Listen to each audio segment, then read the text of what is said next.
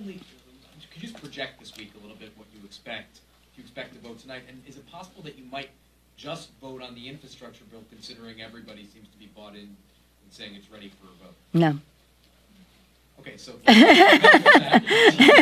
you anticipate a vote on Build Back Better today, and what are the big hurdles you have to overcome? I'll let you know as soon as I wish to. But we're okay, you're just worried about your own schedule. I know that. But the fact is that our members are engaged in very thoughtful deliberation with each other. As I said to you before, 90% of this bill has been agreed to, House, Senate, White House, and written.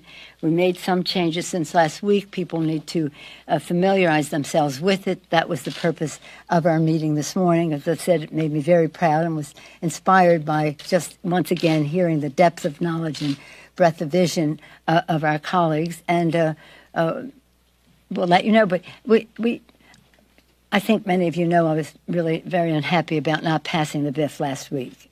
I really was very unhappy because we had an October 31st deadline, and I thought that was eloquent, but not enough, I guess.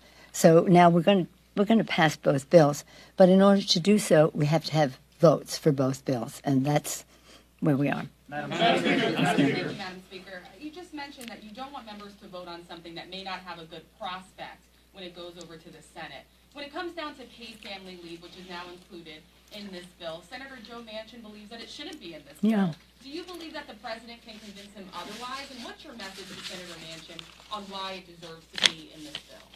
Well, I don't make it a habit of talking to Senator Manchin on the TV.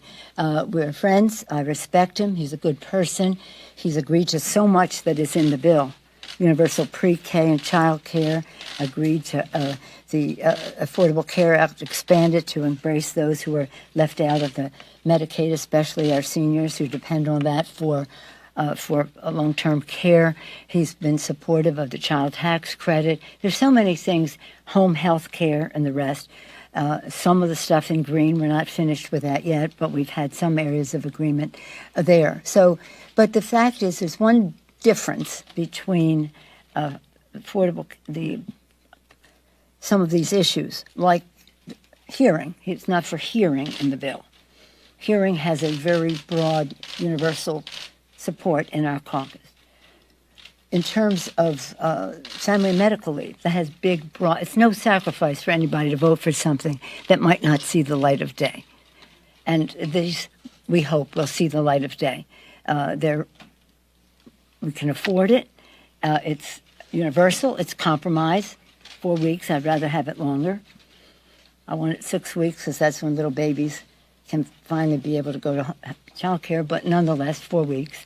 So my message to, not Joe Manchin, I mean, we talk enough, he knows what my message is, but with all the respect in the world for the point of view he represents, I disagree. I think that this is appropriate for this legislation. It fits very comfortably with child care, health care, home care, family and medical leave, and it has the full support of our caucus. There are other issues that, for example, registry, which may or may not, people will be willing to vote for it if there's a real prospect for success in the Senate.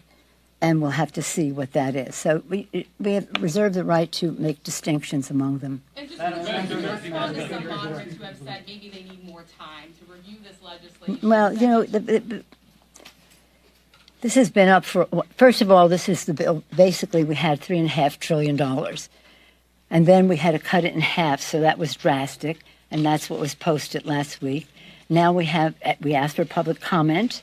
And we had public comment, you act upon the comment, and that is what this would ordinarily be a situation more on the subject you ever want to know and reject it as soon as these bills are passed because it will not be useful in your life for the future.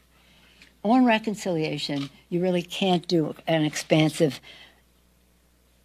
manager's amendment. Normally, regular order, we put the bill out last week, there are changes, manager's amendment, pass it on. Reconciliation, you have to have it embraced in the totality of another amendment, but it's really that it contains it all, so that it adds up, because that's what reconciliation is about. And so when people are saying, well, this is a whole new bill, no, it isn't. But if you imagined it as a manager's amendment, it might be easier to grasp because you're just seeing the differences. And that's what members presented today. So again, no manager's amendment with reconciliation that is substantive. Therefore, you have to cloak it or couch it in a similar, this is called amendment, last week was called an amendment as well, an amendment in the nature of a substitute. Is that going to serve you well in your life? Are you concerned that the parliamentarians passed as an immigration prosecutor inhibits her ability to, produce an impartial judgment on immigrant relief proposals? I mean, the judgment about the parliamentarian is one for the Senate. I just don't agree with the original that the policy outweighed the budgetary aspects of the bill. But she's the parliamentarian. You have to talk to the Senate about judgments about their people.